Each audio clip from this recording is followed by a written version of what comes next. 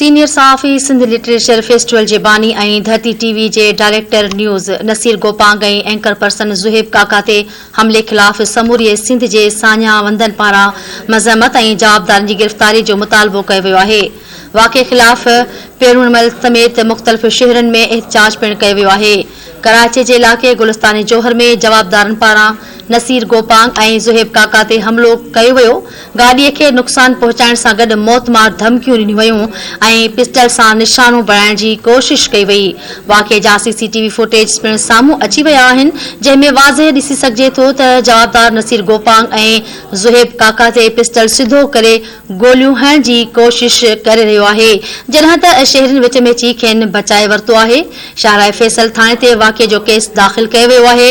FIR में ज़ैन चारण, ज़ुल्फ़कार चारण, ज़ुल्करनैन चारण ऐं ज़ैद चारण खे नामज़द कयो वियो। FIR दाख़िल थियण खां पोइ जवाबदारनि केस तां हथ खणण लाइ सीनियर सहाफ़ी नसीर गोपांग खे धमकियूं ॾियण लॻा।